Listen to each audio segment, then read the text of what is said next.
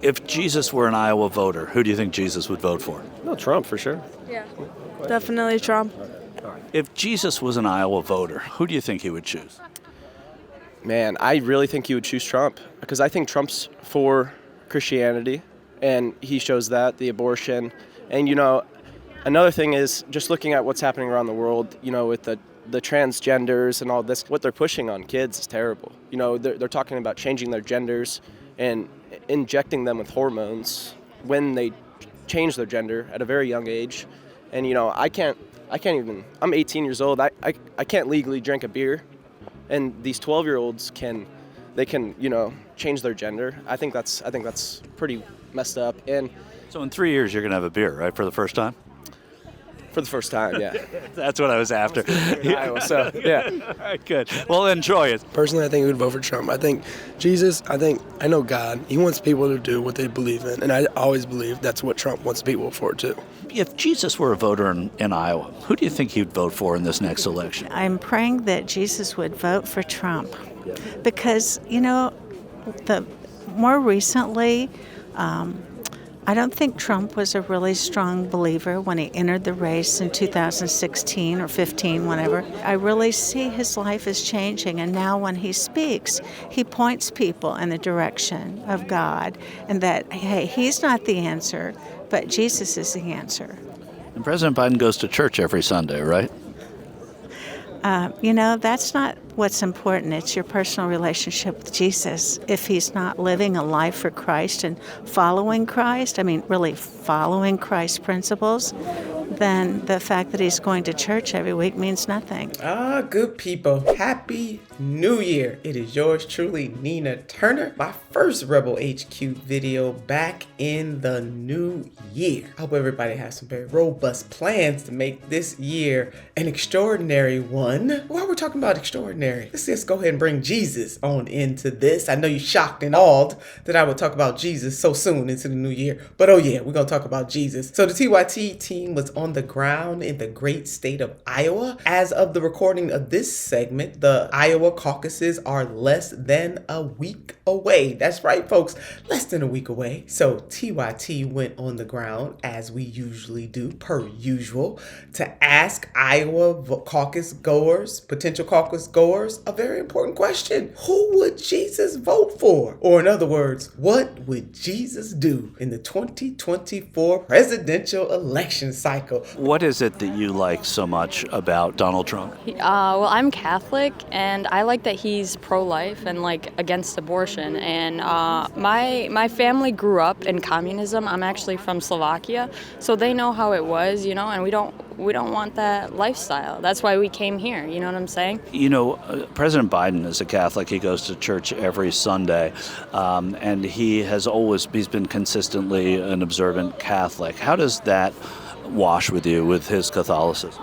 Well, how are you going to sign for abortion if you're a Catholic? That goes against everything we believe in. So I don't really agree with his values. I don't know.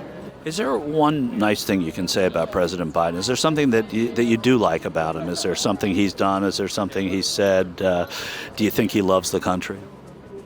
No, I don't have no words for him whatsoever. Some of the people who were interviewed were just kind of way out there on this, from a group of younger people being very disturbed about the epidemic of 12-year-olds getting gender changes. I'm 18 years old. I can't legally drink a beer.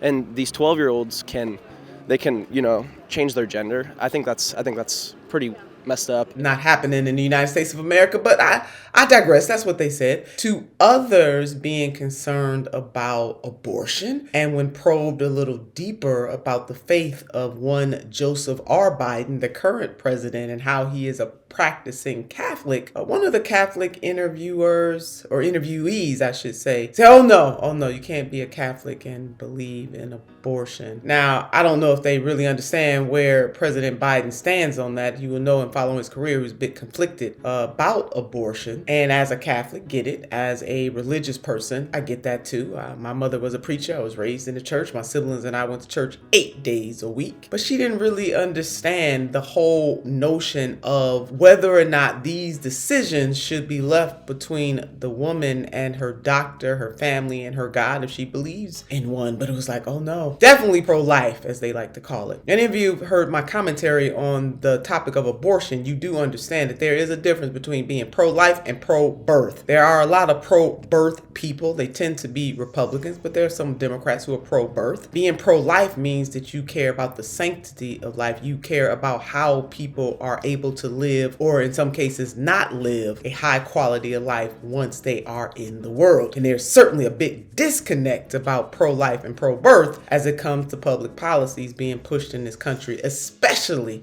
not exclusively, but especially on the Republican side of the ledger. Mr. Speaker, we talked about the money flowing into this conversation about pro or against abortion, but we don't talk about the money flowing into the conversation about gun control when we want to talk about all of those young men who are losing their lives at the hand of illegal guns in our community.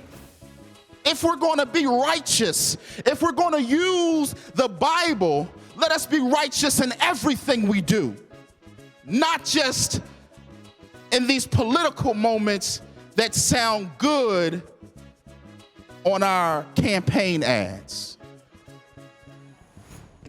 Mr. Speaker, I get it. It's a contentious issue.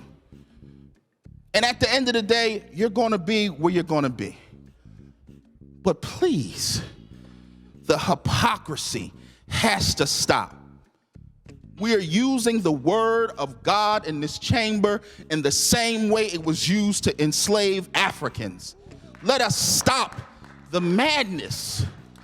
Vote where you're going to be, but the hypocrisy has to stop. So what is it? What really would Jesus do? Now, instead of guessing what Jesus would do, I just thought I'd take a gamble and just go to the scriptures themselves, the Bible, the Christian Bible, and what did Jesus say about some of these things? So the golden rule came first to mind. In everything, do unto others as you would have them do unto you. Or this one, you shall love the Lord your God with all your heart, with all your soul, with all your strength, and with all your mind, and love your neighbor as yourself. Now, this is a little glimpse into Jesus's thinking because they came directly from his words. So what would Jesus do? I'm not so sure he would vote for Trump. Hell, I'm not so sure on the other side of the ledger he would vote for Biden. But what I do know, if we look at the policies, why we don't have universal health care in this country, why is it that veterans are still suffering in this country, why is there homelessness or unhoused crisis in this country? Y'all get where I'm going with this, on and on and on. What would Jesus do? He would be standing up on the side of the downtrodden and the dispossessed as he did when he walked this earth. Republicans, sadly, I don't think that Jesus will be voting for Trump. I'm not so sure he'd be voting for President Biden either, but definitely would not be voting for Donald J. Trump. What do you think?